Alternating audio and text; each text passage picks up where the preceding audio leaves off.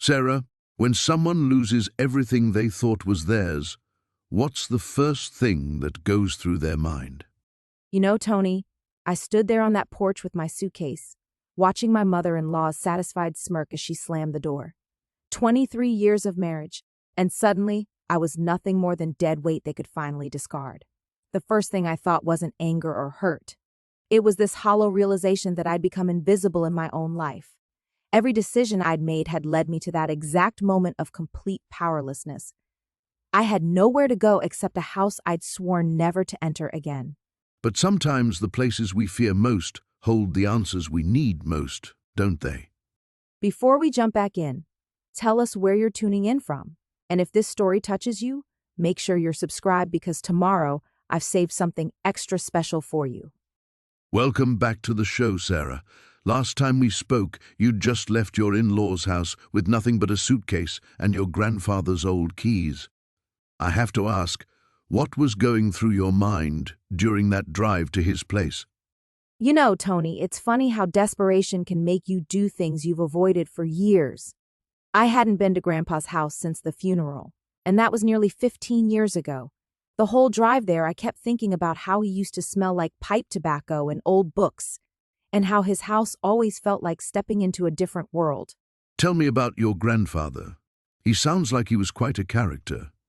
Oh, he was something else entirely. Everyone in town thought he was eccentric, maybe even a little mad.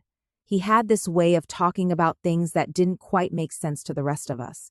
He'd say things like, "Sarah, there are more doors in this world than walls if you know where to look." I used to think it was just his way of being poetic. That's a beautiful way to put it. What kind of man was he, beyond the philosophy? He was a retired professor, taught theoretical physics at the university for 40 years. But he wasn't your typical academic. His house was filled with the most unusual collections. Antique mirrors from estate sales, old pocket watches that he'd wind every morning, books in languages I couldn't identify. My grandmother used to joke that he was trying to collect time itself. And after he passed, the house just sat empty all those years? The family couldn't agree on what to do with it. My father wanted to sell it, my aunts wanted to turn it into a rental property, and my cousins were convinced it was too outdated to bother with. So it just sat there, locked up tight, while they argued over paperwork and inheritance details. I was the only one who seemed to care about preserving it the way he'd left it. So when you pulled up that night, after everything that had happened with your in-laws, what did you see? Pause. The house looked like something from a fairy tale that had taken a dark turn. The ivy had grown wild over the brick walls, and the windows were so dusty they looked like clouded eyes. The front porch was sagging under the weight of 15 winters, and there were newspapers from years past scattered around like old bones. That must have felt overwhelming, especially after the emotional day you'd had. It did, but there was something else too. Relief, I think. As run down as it looked, it was still mine by right. My grandfather had left it to me specifically in his will, even though the family had been fighting about it ever since. Standing there with his old brass key in my hand, I realized this was the first place I'd been in months where no one could tell me I didn't belong. Walk me through those first moments inside. What did you encounter? The smell hit me first. It wasn't musty like you'd expect from a house that had been closed up for so long. It smelled like Grandpa's study, all leather and vanilla, and something I could never quite identify. Something warm and complex, like spices from a country I'd never visited. That's remarkable after all those years. I thought so too. The electricity had been turned off long ago, so I was using the flashlight on my phone to navigate. The furniture was all covered in white sheets, like ghosts of the life that used to be there. But everything was exactly where I remembered it. His reading chair by the fireplace, the grandfather clock that never kept proper time, the bookshelf that went from floor to ceiling. Did being there bring back specific memories of your time with him? Oh, absolutely. I could picture myself at 7 years old sitting on that Persian rug while he read to me from these enormous books about mythology and science. He never talked down to me, even as a child. He'd explain quantum mechanics the same way he'd explain why the roses in his garden bloomed in impossible colors. Impossible colors? Laughed softly. See, this is why people thought he was eccentric. He had this garden behind the house where he grew roses that seemed to shift color depending on the light. Deep purple that looked almost black at sunset. White that seemed to glow blue in the moonlight. He insisted it was just a matter of soil chemistry and selective breeding. But I swear those flowers looked like they belonged in another world entirely. Your grandfather sounds like he had a very unique relationship with reality. That's one way to put it. He used to tell me stories that felt more real than real life, if that makes sense. Tales about people who could step between different versions of their lives, places where the choices you didn't make still existed somewhere, waiting. I thought they were just stories, the kind of beautiful nonsense that grandfathers tell granddaughters. But something about being in that house again made you reconsider those stories? Not immediately. That first night, I was just focused on survival. I found some candles in the kitchen drawers and managed to get a small fire going in the living room fireplace. The house felt so familiar, even in the darkness. It was like my body remembered how to move through those rooms, where every piece of furniture belonged. You mentioned your phone earlier. Were you able to contact anyone that first night? I tried calling my sister, but the service out there has always been spotty. The house sits in this little valley outside of town where the signal just disappears. I realized I was truly alone for the first time in years, and honestly, Tony, it felt like a gift. No mother-in-law criticizing how I folded the laundry. No husband coming home and asking why dinner wasn't ready at precisely 6 o'clock. It sounds like your marriage had been quite difficult for some time. Looking back now, I can see that I'd been disappearing piece by piece for years. My husband never said anything outright cruel, but he had this way of making me feel like I was constantly failing at being the person he'd married. His mother was much more direct about my shortcomings. She had opinions about everything from how I dress to how I arranged the living room furniture. And that night in your grandfather's house was the first time you'd been free of those expectations. Exactly. I remember sitting in his old chair, watching the fire and listening to the wind outside, and feeling like I could finally breathe properly. The silence wasn't empty. It was full. That sounds strange? Not at all. Sometimes we need that kind of deep quiet to hear ourselves again. That's it precisely. And as I sat there, I started noticing things about the house that I'd forgotten, or maybe never paid attention to as a child. The way certain floorboards creaked in musical tones when you walked over them. How the shadows from the candlelight seemed to dance in patterns on the walls. The sound of the wind through the eaves that almost sounded like whispers. Were you frightened, being there alone? I thought I would be, but I wasn't. If anything, I felt protected, like the house was watching over me the way my grandfather used to. I could almost hear his voice saying, "Sarah, my dear, you're exactly where you need to be." He always had this way of making me feel like the universe had a plan, even when everything seemed to be falling apart. Did you sleep that first night? Eventually, I wrapped myself in this old quilt that I found in his bedroom closet, one that still smelled like his cologne. I fell asleep in his chair by the fireplace, and I had the most vivid dreams. I dreamed about doors opening and closing, about walking through rooms that stretched on forever, about hearing voices from the other side of walls. Those dreams sound significant, looking back. They were, though I didn't understand it then. In the morning, when the sunlight started streaming through those dusty windows, the whole house looked different, more alive somehow. The colors were richer, the air felt lighter, and I noticed details I'd missed in the candlelight. There were symbols carved into the door frames, tiny markings that looked almost like mathematical equations. Your grandfather's physics background showing up in his home decor? That's what I thought at first.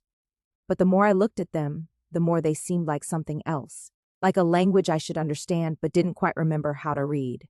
And there were mirrors everywhere, which I'd never really noticed as a child. Not just regular mirrors, but old ones with silver that had gone black around the edges, creating these strange reflections that didn't quite match reality. What do you mean by that? Well, I'd catch glimpses of movement in them when I was standing perfectly still. Or I'd see what looked like different furniture in the reflection than what was actually in the room. I told myself it was just the way old glass distorts things, but it was unsettling in a way I couldn't shake. How long did you plan to stay there initially? I honestly hadn't thought that far ahead. I figured maybe a few days, just until I could sort out what to do next. Find an apartment, maybe, or a job that would pay enough for me to start over. But as I spent more time there, going through Grandpa's things, I started feeling like there was something I was supposed to find, something important that he'd left for me specifically. What gave you that impression? Little things at first.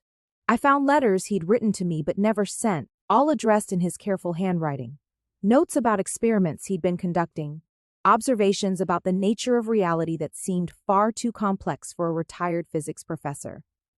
And then there were the photographs. What kind of photographs? Pictures of the house from different time periods, but showing rooms that I'd never seen before. Photographs of the garden with plants that couldn't possibly grow in our climate. And strangest of all, pictures of people I almost recognized but couldn't quite place. Faces that looked familiar in a way that made me feel homesick for places I'd never been. That must have been quite mysterious to discover. It was like assembling a puzzle where half the pieces belonged to a different picture entirely.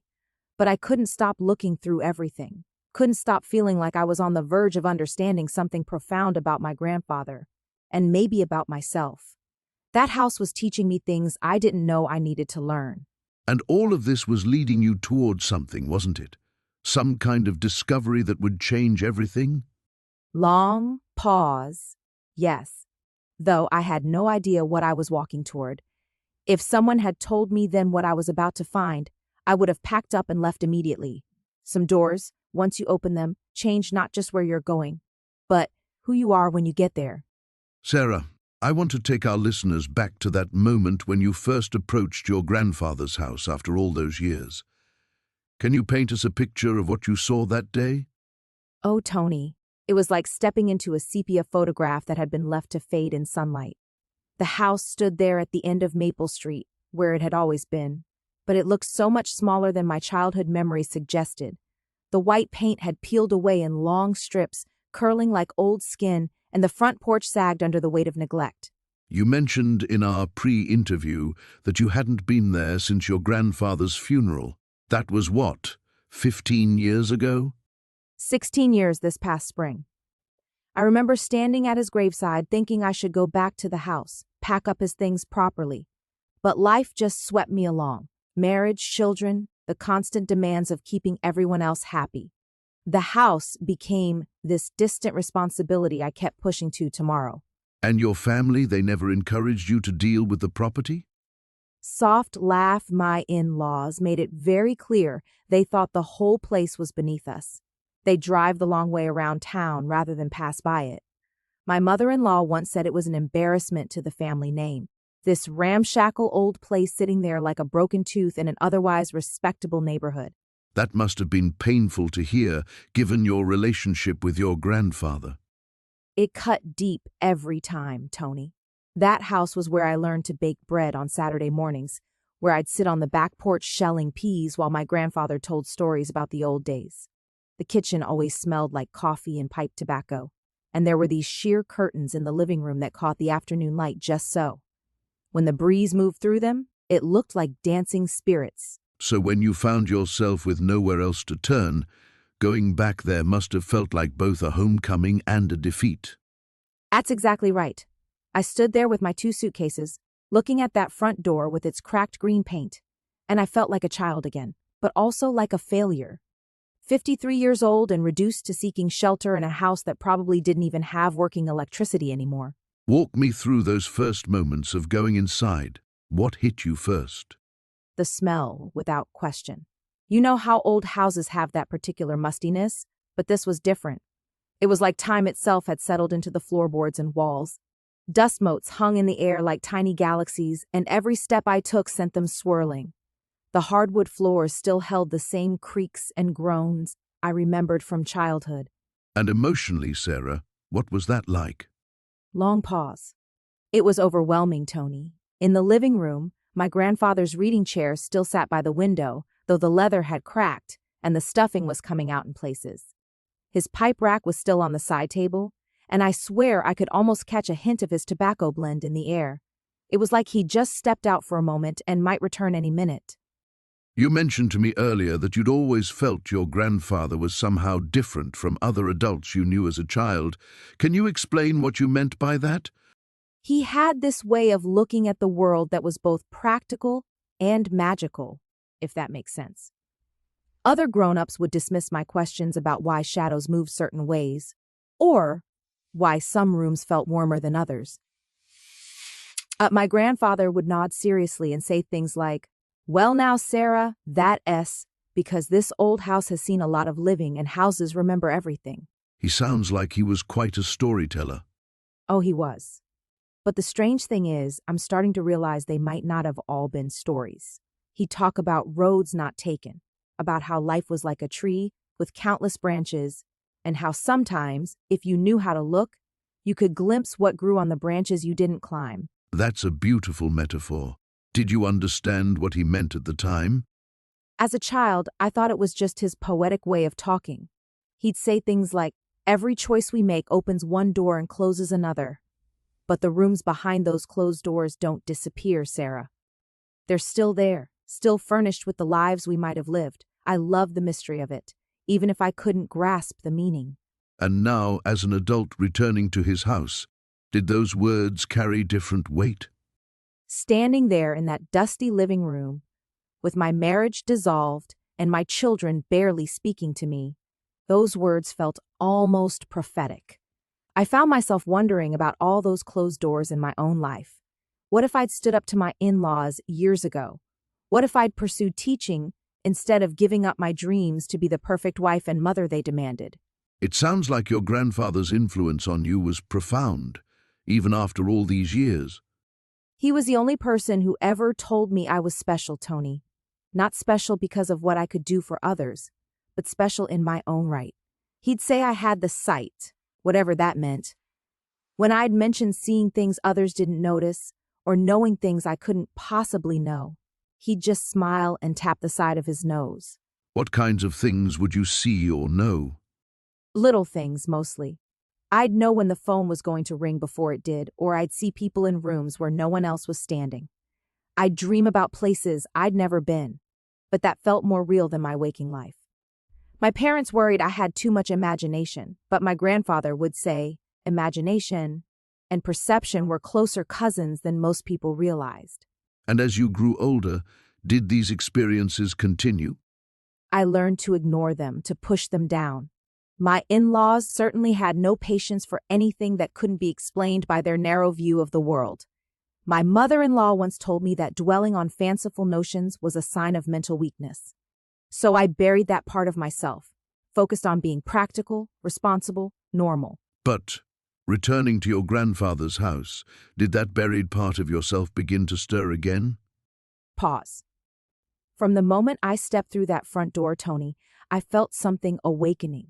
It was like a forgotten song slowly coming back to me, note by note. The house itself seemed to be humming with possibility, as if it had been waiting all these years for me to come home. That's a powerful image, Sarah, and I suspect our listeners are beginning to understand why this house would prove to be so much more than just shelter for you. You know, Tony, as I unpacked my few belongings that first evening, I kept hearing my grandfather's voice in my memory. He used to say the house held secrets that would reveal themselves when the time was right. I thought I knew every inch of that place, but I was about to discover just how wrong I was.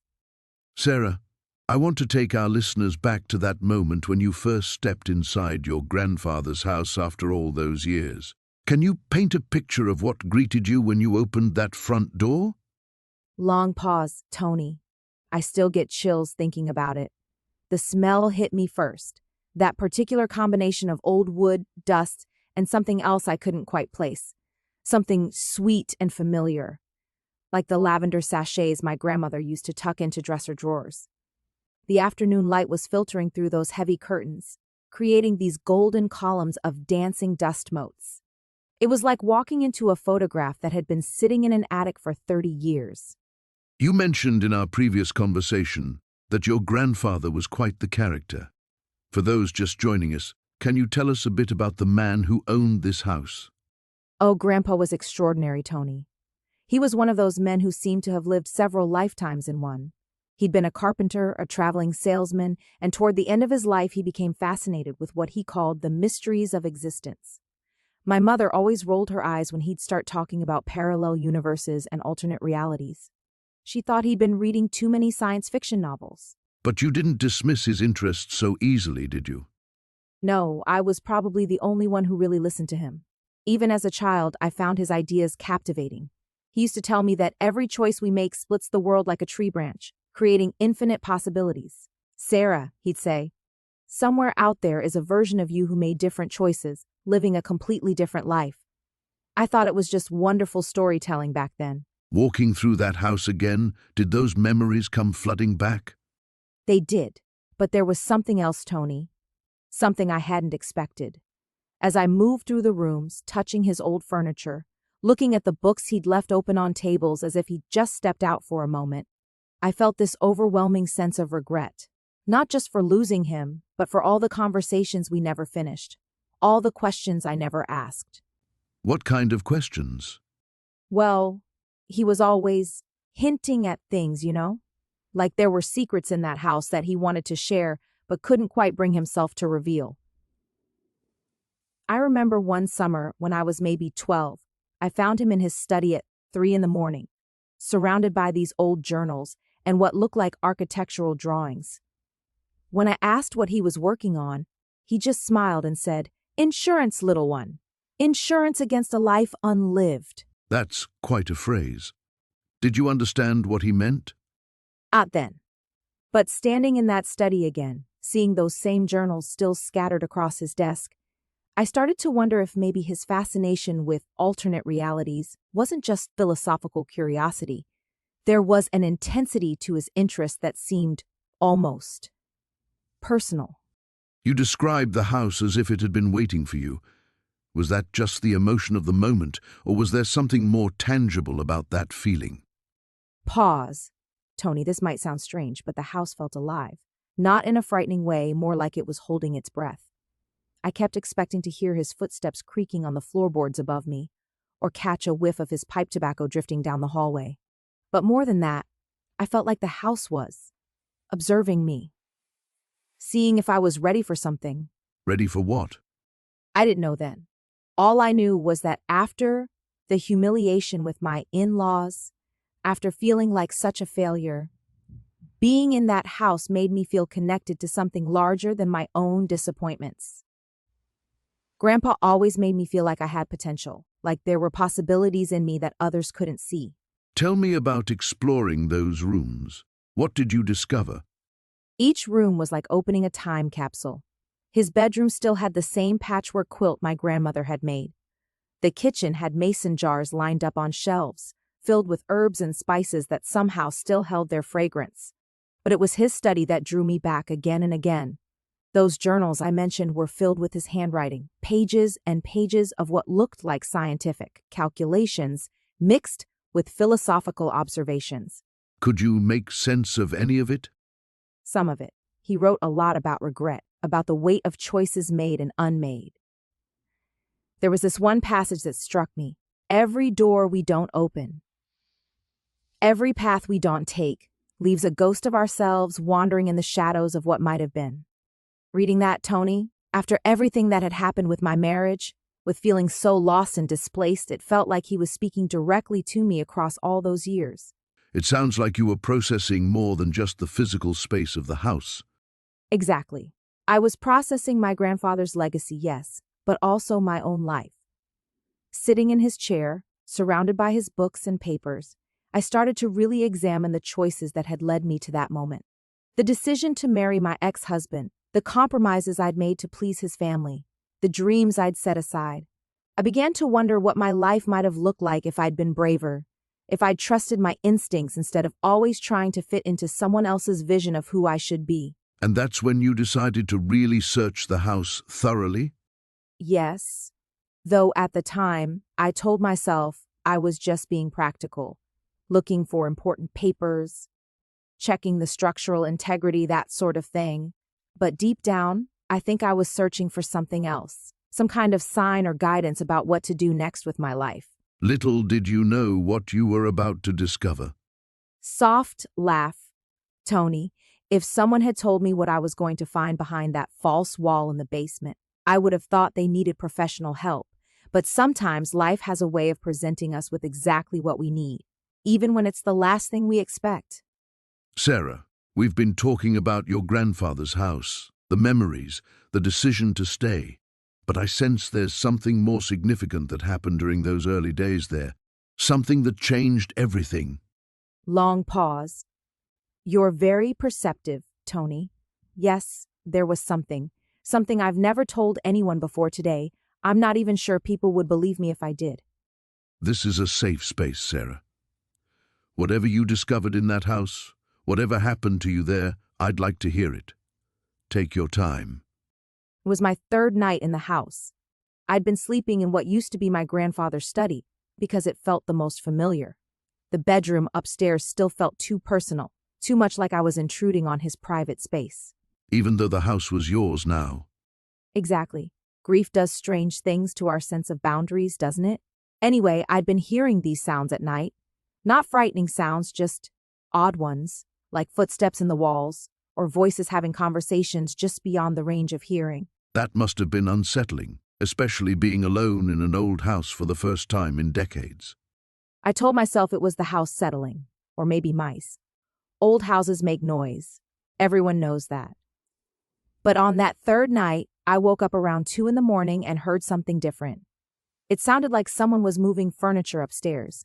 In your grandfather's bedroom? That's what I thought at first. So I grabbed his old flashlight from the kitchen drawer and went upstairs to investigate. But Tony, when I got to his room, everything was exactly as I'd left it. Nothing had been moved. But you were still hearing the sounds. They were coming from the wall itself, the wall between his bedroom and what used to be a storage closet. I pressed my ear against it and I could hear, this is going to sound crazy, I could hear my own voice. Your own voice? Having a conversation with someone, but not a conversation I was having, if that makes sense. I was hearing myself say things I'd never said, talking about things that had never happened. At least, not to me. How did that make you feel, Sarah? Hearing what you thought was your own voice coming from inside the wall? Terrified, honestly. My first thought was that I was having some kind of breakdown. The stress of the divorce, losing my home, being rejected by David's family. Maybe it had all finally caught up with me, and I was losing my mind. But you investigated further. I almost didn't. I almost packed my bags right then and drove back to town, breakdown or no breakdown. But then I heard something that stopped me cold. What was that?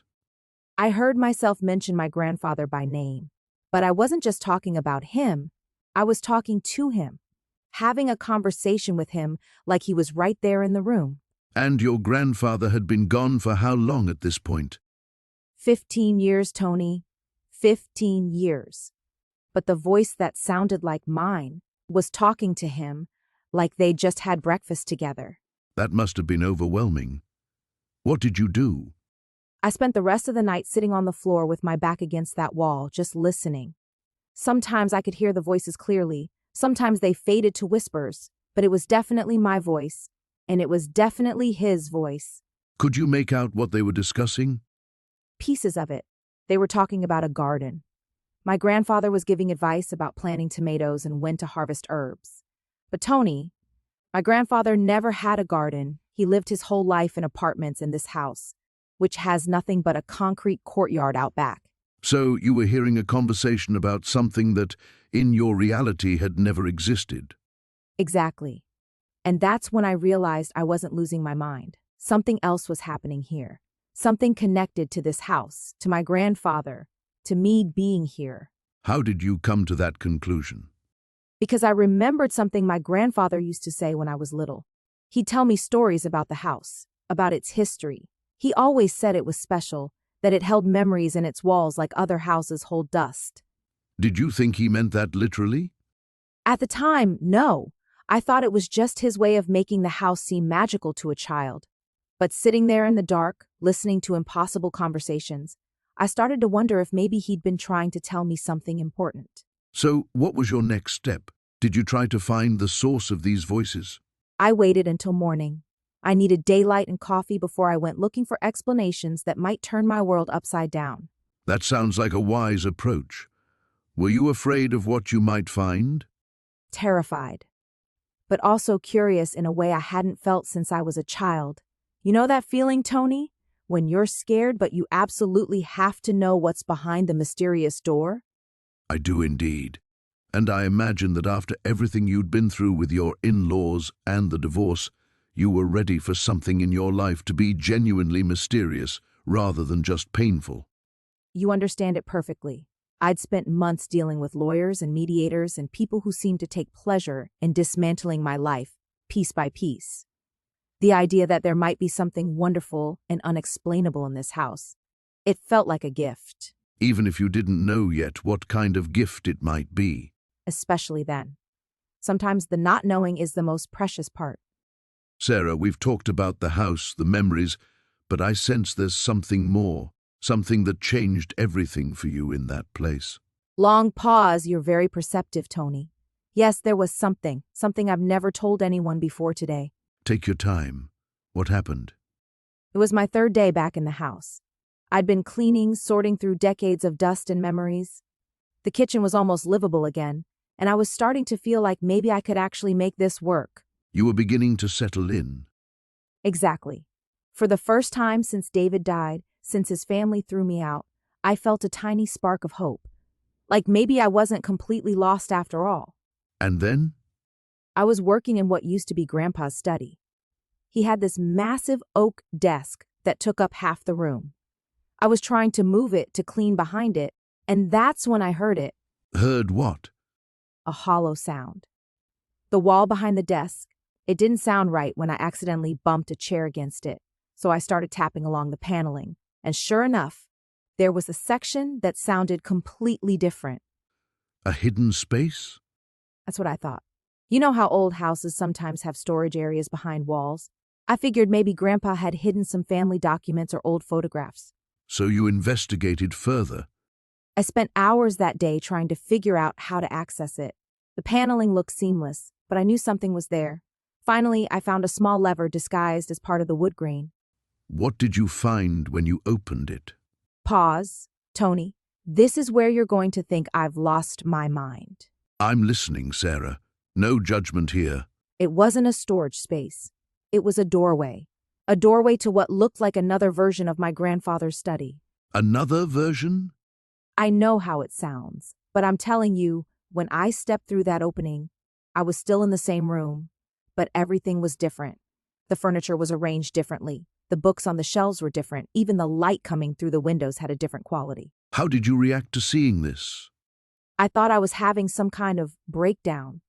The stress of losing David, being thrown out, coming back to this house full of memories. I convinced myself I was hallucinating. That would be a natural response. I backed out immediately and slammed that panel shut. I didn't sleep that night. I kept telling myself it was grief, exhaustion, maybe some kind of gas leak in the old house making me see things. But you went back. The next morning, yes. I had to know if I'd imagined it. And Tony, it was still there, that other room, that other version of everything. What convinced you it was real? I picked up a book from the shelf in that other study, a copy of Wuthering Heights, but when I brought it back through the doorway to my side, it came with me.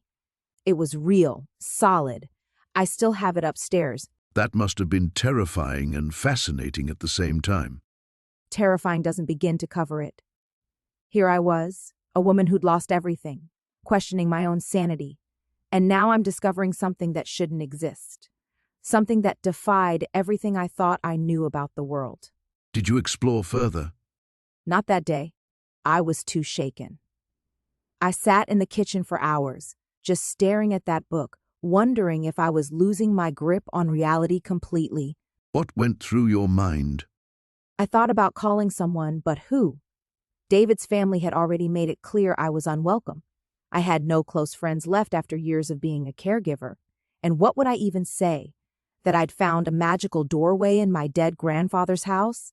You felt completely alone with this discovery. Completely. And the worst part was wondering if this was how mental illness began. If this was how people slowly lost touch with reality, without even realizing it was happening. But something made you go back again. Size, yes. Because as terrifying as it was, Tony, it was also the first truly extraordinary thing that had happened to me in decades.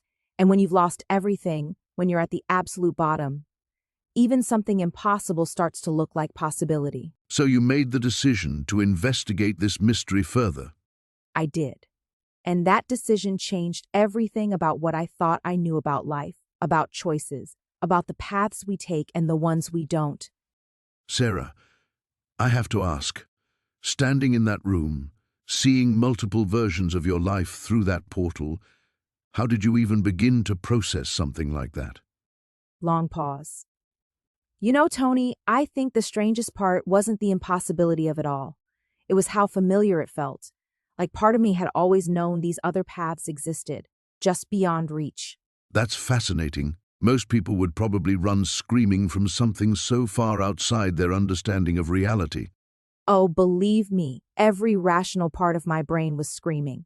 But I'd just been thrown out of my home by people who were supposed to be family. My whole life had already been turned upside down. What was one more impossible thing? You mentioned seeing different versions of yourself. Can you walk me through what that actually looked like? Pause.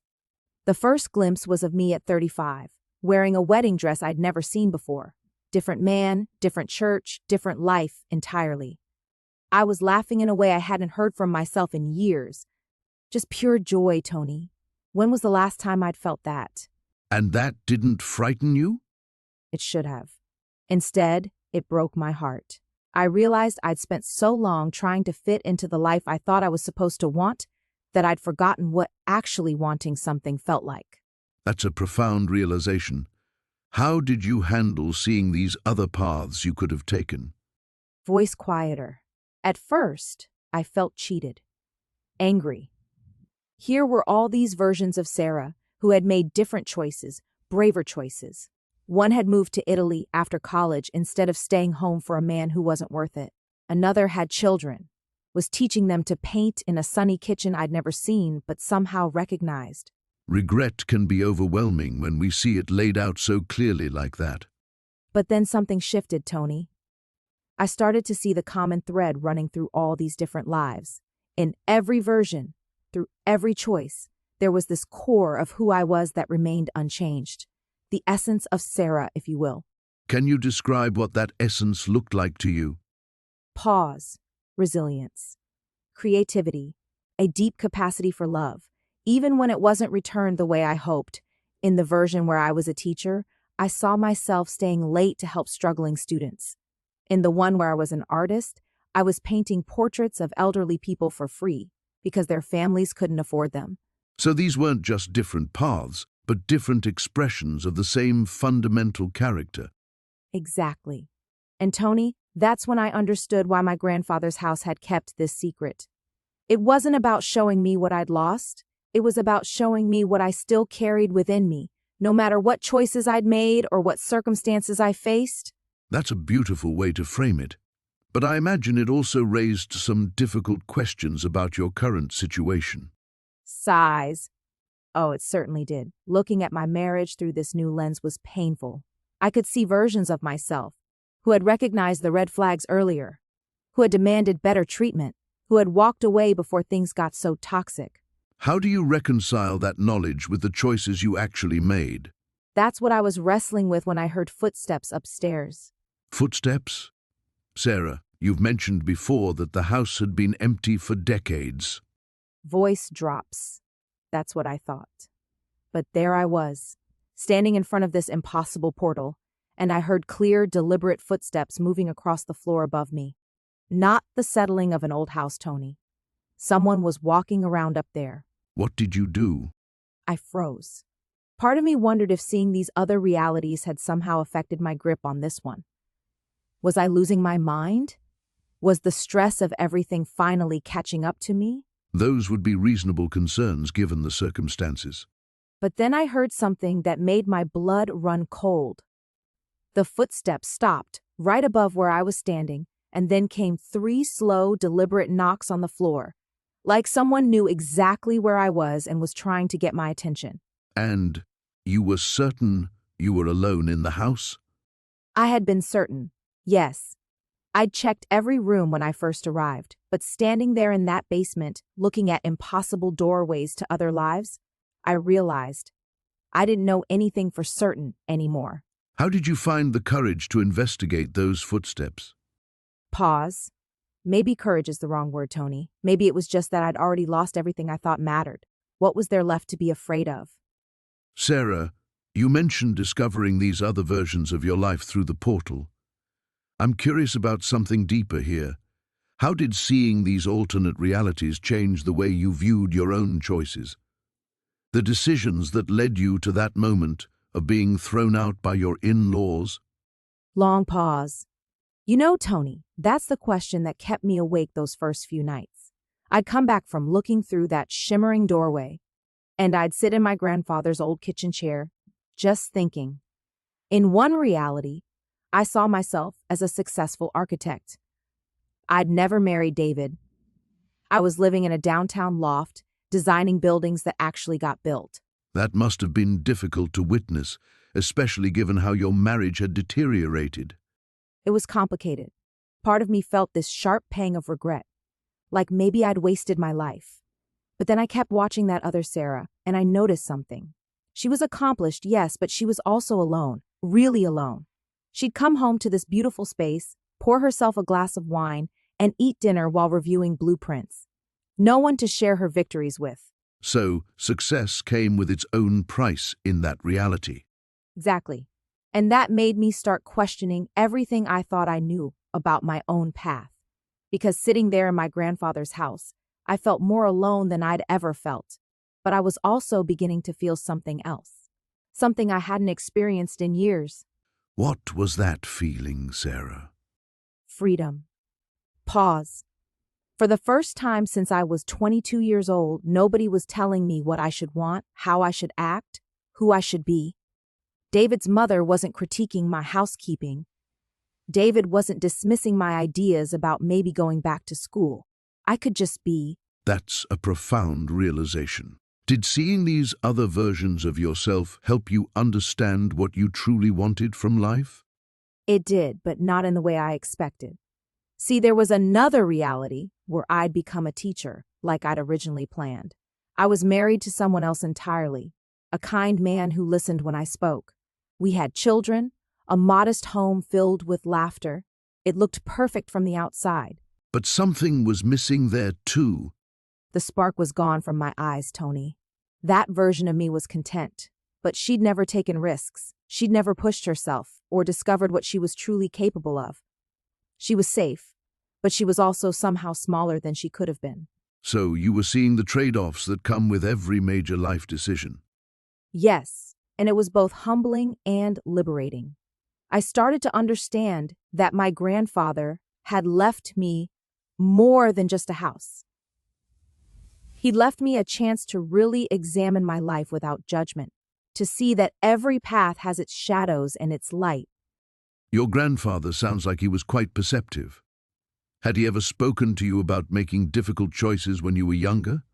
Softly, he used to tell me that the most important conversations we have are the ones we have with ourselves when no one else is listening.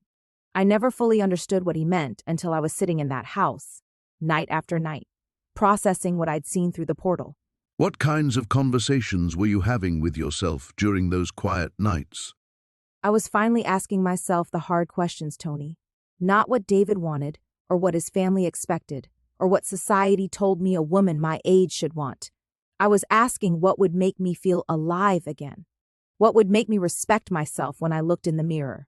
And were you finding answers to those questions? Slowly, yes. I realized I'd spent so many years trying to fit into a life that was the wrong size for my soul. The portal wasn't just showing me alternate realities. It was showing me alternate versions of who I could still become. That suggests you were beginning to see your current situation not as an ending, but as a beginning. Pause? That's exactly right. For the first time since my grandfather died, I felt connected to something larger than my immediate circumstances. The house itself seemed to be teaching me that time isn't linear the way we think it is, that it's never too late to choose differently. How long did you spend exploring these different realities before you felt ready to take action in your own life? About 3 weeks. But Tony, what happened next changed everything I thought I understood about the portal and why my grandfather had hidden it behind that wall. Sarah, when you stepped through that portal for the second time, what was different about your approach? The first glimpse must have been overwhelming, but returning suggests you'd made some kind of decision. You're right, Tony. The first time was pure shock, like accidentally walking into someone else's dream. But lying in my grandfather's old bed that night, staring at the water stains on the ceiling, I kept thinking about that other version of myself. She looked so confident, so settled. I had to know if it was real or if my grief-addled mind was playing tricks on me. That's a profound moment of self-questioning. What did you find when you went back? The portal was still there, shimmering like heat waves off summer pavement. But this time, I approached it more deliberately. I touched the surface with just my fingertips first, felt that electric tingle. Then I stepped through into what I now know was my second parallel life. And what reality did you encounter in this second version? Long pause. This one was harder to witness, Tony. In this reality, I'd never married David at all. I was still Sarah, but I was alone. Completely alone. I found myself standing in a small apartment above a bookstore that I apparently owned. The walls were lined with books. There were half-finished paintings on easels, and everything was quiet. Peaceful, but so terribly quiet.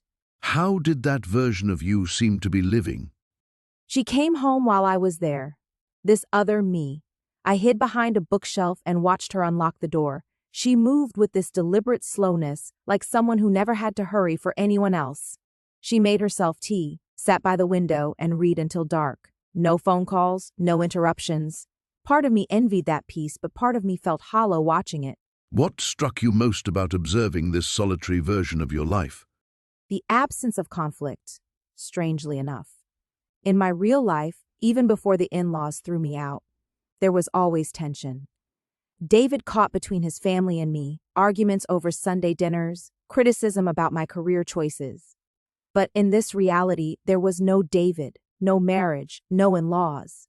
Also no betrayal, no heartbreak. Just this calm, creative life that felt both beautiful and incomplete. Did you stay long in that reality? Longer than I should have. I watched this other Sarah for hours. She painted watercolors of flowers, wrote in a journal, spoke kindly to the customers who came into her bookstore. She seemed content, but there was something missing in her eyes, a spark that comes from loving someone, from being challenged by relationships, even difficult ones. What did this observation teach you about your own choices? Pause. That's the question that haunted me, Tony. I realized I was seeing the path I'd almost taken. After college, I'd been offered a chance to buy into a small bookstore in Vermont. But then I met David, and love swept me into a completely different life. Watching this other version, I wondered if I'd made the right choice. Was the pain of my marriage worth it compared to this peaceful solitude? Those are the deep questions that only come with age and experience. Did you try to interact with this other version of yourself? I almost did.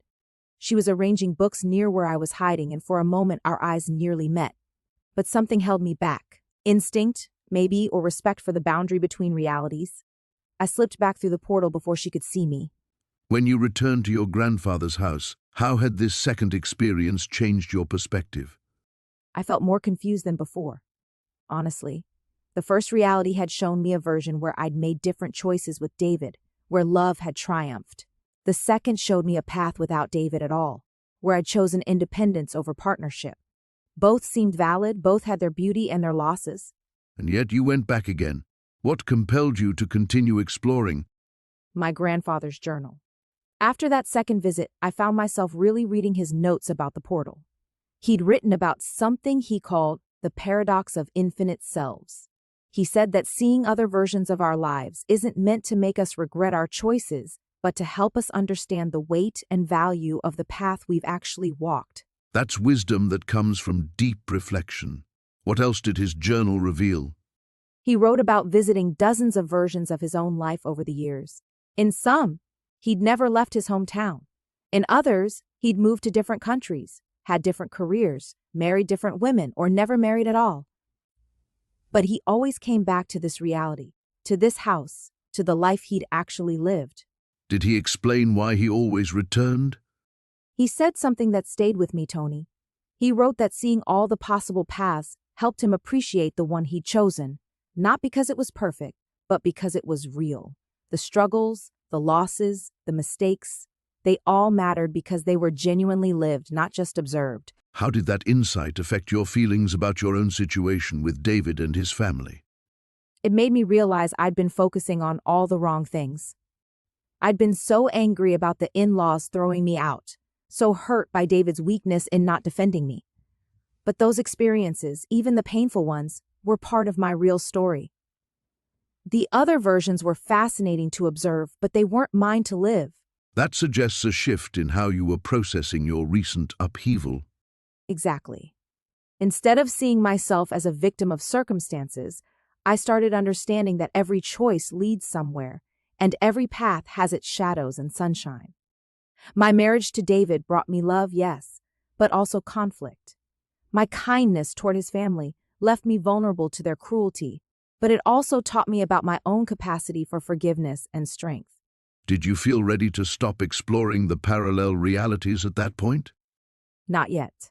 There was still something unresolved, something my grandfather's journal hinted at but didn't fully explain. He mentioned a particular reality he called the convergence point, where all the lessons of the other paths seemed to come together. He said it was the most dangerous to visit, but also the most illuminating. Dangerous in what way? He was vague about that, but he suggested that some realities are so compelling, so perfectly tailored to our deepest desires, that we might be tempted to stay, to abandon our real life for an illusion of perfection. He called it the last temptation of the portal. And you decided to seek out this convergence point despite the warning. I had to, Tony. At 53, thrown out by my in-laws with nowhere to go, I felt like I needed to see what the absolute best version of my life could have been. Maybe it was self-torture, or maybe it was necessary. Either way, I knew I wouldn't be able to move forward without seeing it. Sarah, you mentioned finding multiple versions of your life through that portal. When you stepped into those other realities, what was the most difficult truth you had to confront about yourself? Long pause. That's the question that still keeps me awake at night, Tony. I think the hardest moment was when I found myself in a version where I'd never married David at all. In that reality, I'd stayed in college, finished my degree, became a teacher like I'd always dreamed. How did that version of yourself seem different? She was confident in a way I'd forgotten I could be. The way she carried herself, spoke to people. She had this light in her eyes that I remembered from when I was 20, before I convinced myself that dreams were just foolish fantasies. What do you think happened to that light in your own life? I gave it away piece by piece, Tony. Every time David's mother told me I was too emotional, too impractical. Every time I swallowed my words to keep peace in that house. I told myself I was being mature, being a good wife. But really, I was disappearing. When you saw this other version of yourself, did you feel regret or something else? At first, yes. Overwhelming regret. I stood in her classroom and watched her teaching these children, and I felt like I'd wasted 30 years. But then something shifted. She looked at me, this other Sarah, and I realized she had her own sadness. What kind of sadness? She'd never had children, Tony. Never felt a baby's hand curl around her finger. Never sang lullabies or kissed scraped knees. She looked at me with the same longing I felt looking at her life. We were both incomplete in different ways. That must have been a profound realization about the nature of choice. It was. I started to understand that every path we take means leaving another one behind. But here's what the portal taught me that I never expected. Those abandoned paths don't just disappear. They live on somehow in other versions, other possibilities. Your grandfather left you more than just a house, didn't he?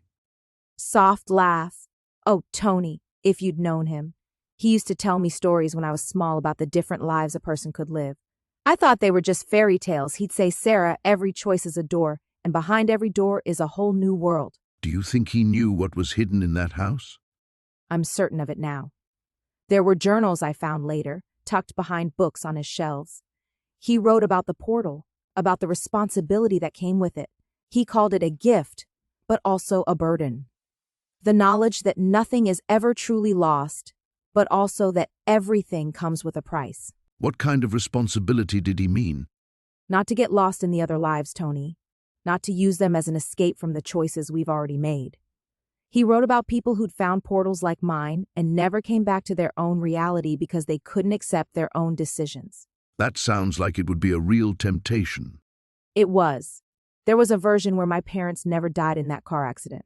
I could have stayed there forever, had Sunday dinners with them, heard my father's laugh again, but that wasn't my story to live. How did you find the strength to leave that reality? My grandfather's words from one of his journals. He wrote that we honor the lives we didn't live by fully embracing the one we did. Even the painful parts, even the mistakes.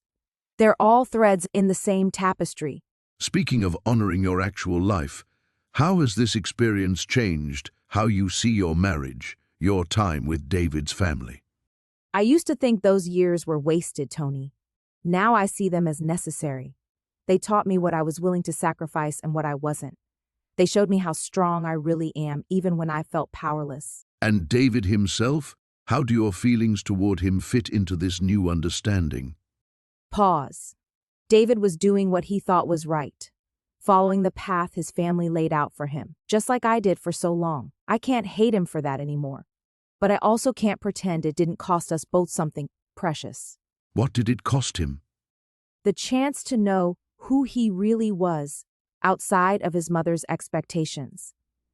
In one of the other realities, I saw a version of him that was gentler, more curious about the world. That man might have been happy with the dreamer I used to be. Sarah, when you were moving between these different versions of your life, did you ever wonder why the portal existed in the first place? Why your grandfather's house? I kept asking myself that same question, Tony. At first, I thought it was just some cosmic accident, you know? But then I started noticing things. Little details that didn't add up. What kind of details? Well, the portal room wasn't dusty like the rest of the house. And there were these notebooks I found tucked behind the mirror frame, written in my grandfather's handwriting. But they contained things he couldn't possibly have known. Such as? Details about my life, my marriage to David, my mother-in-law's cruelty, even the exact date I'd be thrown out of their house. All written years before any of it happened. That must have been unsettling. Terrifying is more like it. But then I found the letter he'd left for me, hidden in the last notebook. Pause, Tony. My grandfather knew I'd find that portal because he'd used it himself. Your grandfather was traveling between realities? For decades. The letter explained everything. He'd discovered the portal as a young man, right after he bought the house. Started exploring different versions of his life, just like I did. And he saw your future? Not exactly. See, that's what I learned, Tony. The portal doesn't just show you alternate versions of your own life. When you go deep enough, when you really understand how to use it, you can glimpse the threads that connect all possibilities. Past, present, future. They're all woven together. So he could see the patterns of what might happen to you. He could see the probability streams, the likely paths my life would take based on the choices I was making. And he saw that I'd end up broken, desperate, with nowhere else to turn. He knew I'd come to his house eventually. Sarah, are you saying your grandfather orchestrated all of this? Long pause, not orchestrated. Prepared for. There's a difference. He couldn't control what David's family would do to me or force me to make different choices. But he could ensure that when I hit rock bottom, I'd have a way to heal. The portal was meant to be therapy? In a way, yes, but more than that. Tony, my grandfather, wrote that he spent 40 years exploring alternate versions of his life, trying to find the one where he'd been a better father to my dad, where he hadn't let his pride and stubbornness drive his family away. Did he find it? He found hundreds of them. But here's what he learned, and what took me so long to understand. Finding those other versions didn't change anything in this reality. His relationship with my father stayed broken. The damage was done. So what was the point? The point was acceptance, Tony, and forgiveness. He wrote that seeing all those other versions of himself helped him understand that people are complicated, that even in the realities where he was a better father, he was worse at other things. Where he was kinder, he was also weaker. Where he was more successful, he was more selfish. He was learning to forgive himself. Exactly. And he wanted me to have that same opportunity.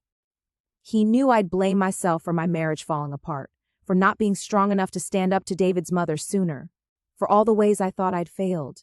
The portal was his gift to you. His final act of love, yes. But Tony, there's something else.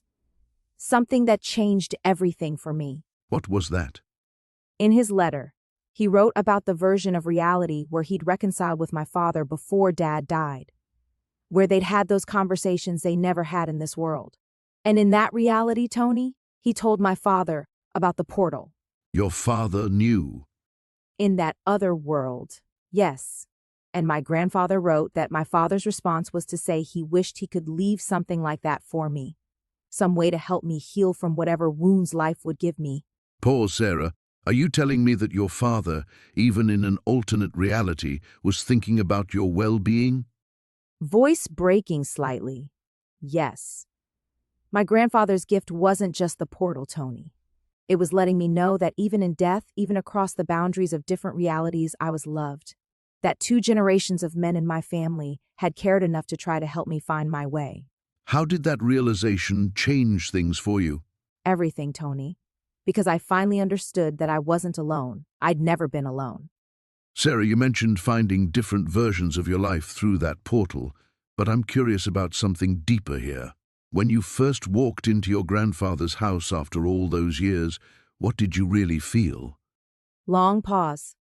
You know, Tony, I think I've been telling myself a story that isn't quite true. I said I felt lost, abandoned, but standing in that dusty living room touching his old chair, I felt something else entirely. What was that? Recognition. Like I'd been there before, recently. Not as a child visiting, but as an adult.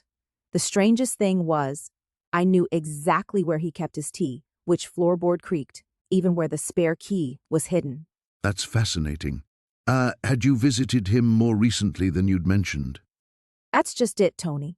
I started remembering conversations we'd had that I thought were dreams. He'd told me about the portal years ago, when I was going through my divorce. I thought grief was making me imagine things. So you'd actually been through that portal before?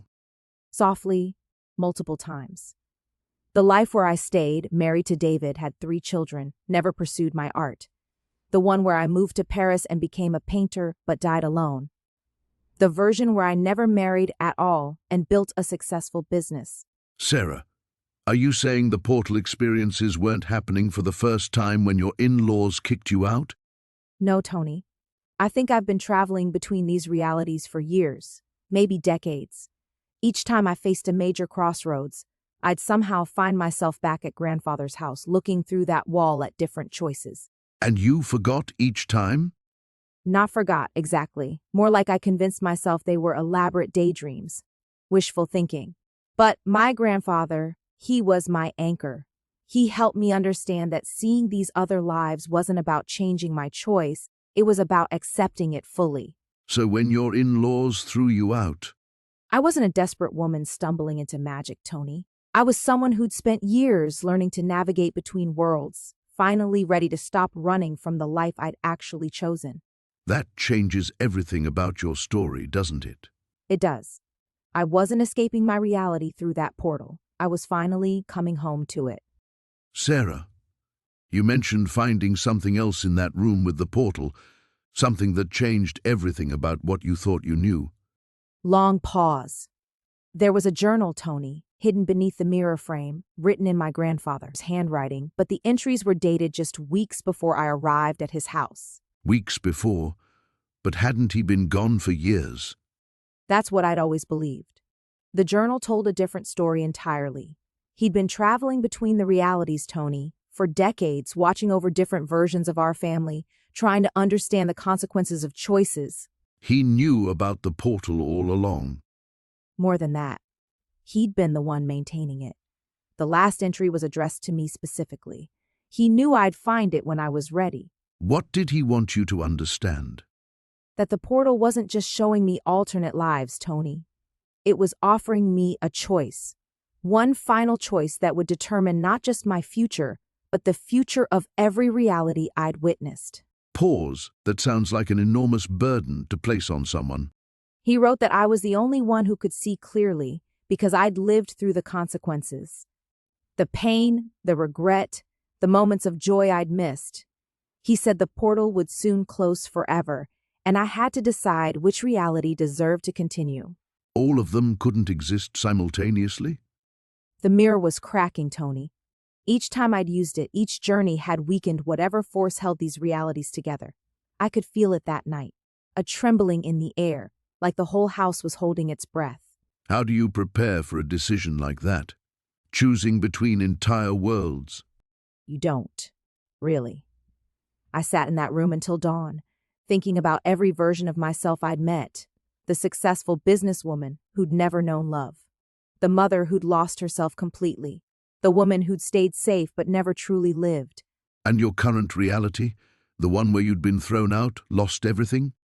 Voice strengthening. That's when I realized something important, Tony. This wasn't about choosing the perfect life.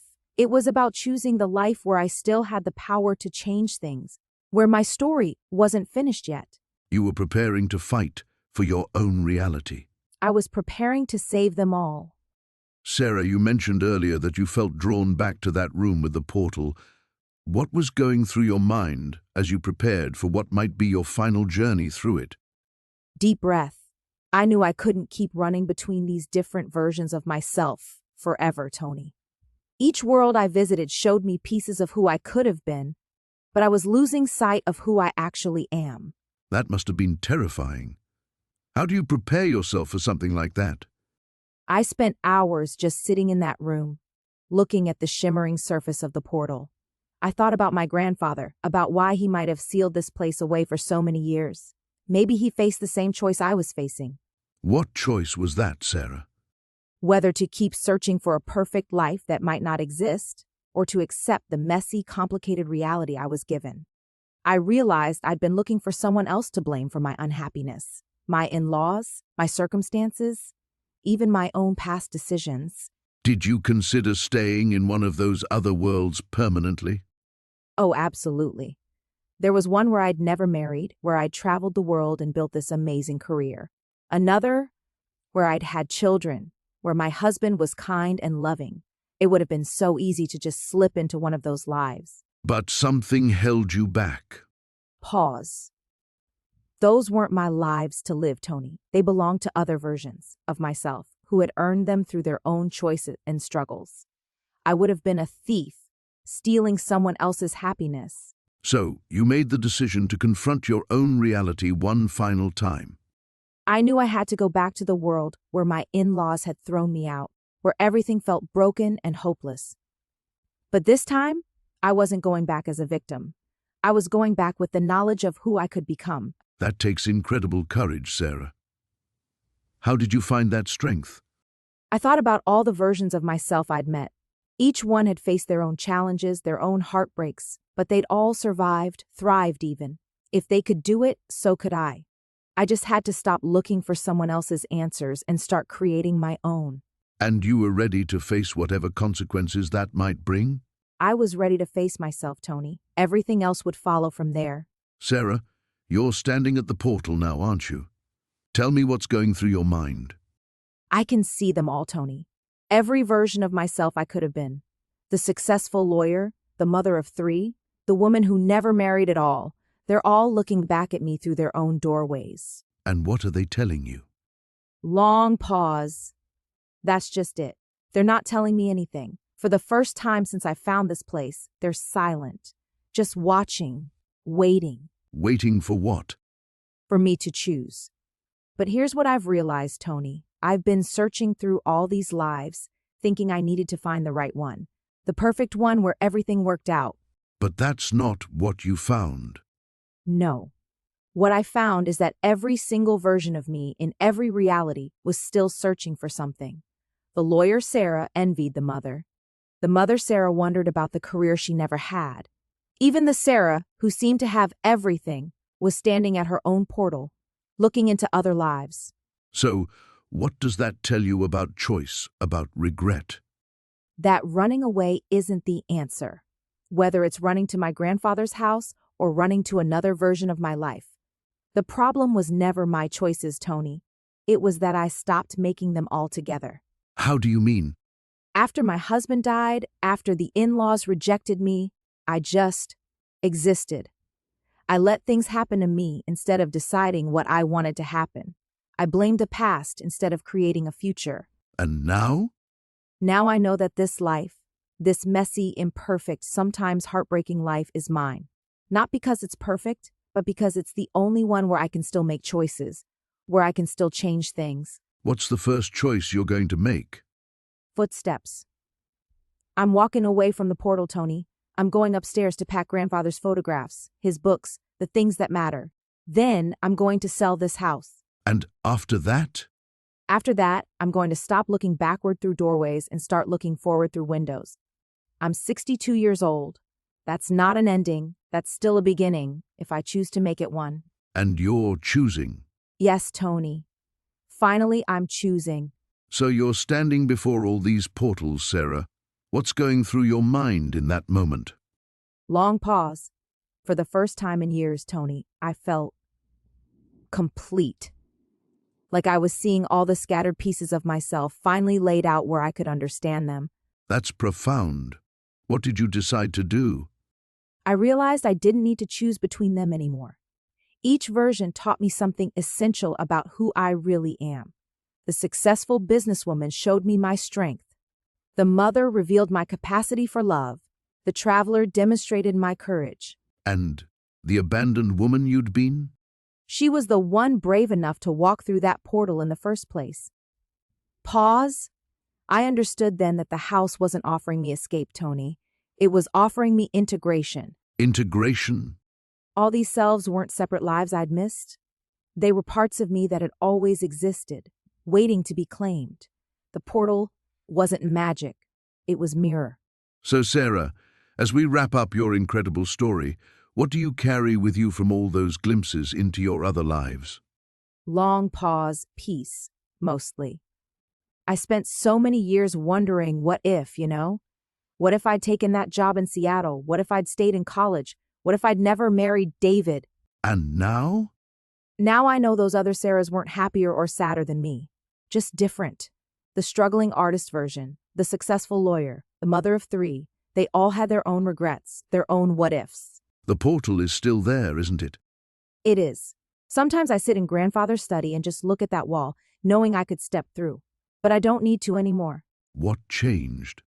I realized I wasn't kicked out of one life, Tony. I was given the chance to finally live my own. That old house didn't just show me other possibilities. It showed me this one was always mine to claim. So here we are, Sarah. 6 months later. Tell me, what's different now? Everything and nothing, Tony. I'm still in Grandpa's house, but it feels like home now. The portal. It's still there, but I don't need it the same way. You've made peace with the path you're on? I have. Seeing all those other lives taught me something profound. Every choice has weight, but regret doesn't have to define us. And your in-laws? Soft laugh. They tried to come back when they heard about Grandpa's will, but I've learned to set boundaries. This house, this life, it's mine now. What about the other Sarahs? Do you still visit? Sometimes. But now it's out of curiosity, not desperation. I'm grateful for this version of my story. Any advice for someone feeling trapped by their choices? Remember that every ending can be a beginning, Tony. Sometimes the door we never wanted to walk through leads exactly where we need to be.